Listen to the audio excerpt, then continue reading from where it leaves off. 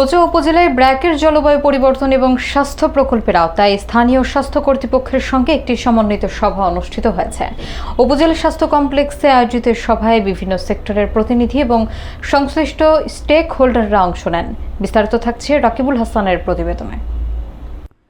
কোচুয়া উপজেলায় জলবায়ু পরিবর্তনের প্রভাবে সৃষ্ট স্বাস্থ্য ঝুঁকি মোকাবেলায় সমন্বিত উদ্যোগ জোরদারের লক্ষ্যে ব্র্যাকের জলবায়ু পরিবর্তন ও স্বাস্থ্য প্রকল্পের আওতায় একটি গুরুত্বপূর্ণ সভা অনুষ্ঠিত হয়েছে।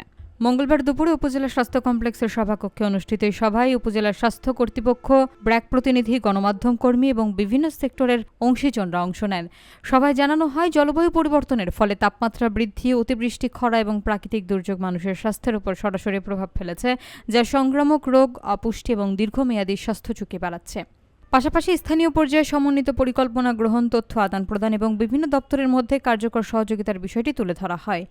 সেই সাথে রোগ প্রতিরোধমূলক ব্যবস্থা জোরদার, পুষ্টি সচেতনতা বৃদ্ধি এবং স্বাস্থ্য সেবাকে জলবায়ু সহনশীল করার উপর গুরুত্ব আরোপ করা হয়। অংশগ্রহণকারীরা বলেন, জলবায়ু পরিবর্তন মোকাবেলায় স্বাস্থ্য খাতে আগাম প্রস্তুতি এবং সমন্বিত পদক্ষেপ গ্রহণ করলে ভবিষ্যৎ ঝুঁকি অনেকটাই কমানো সম্ভব হবে।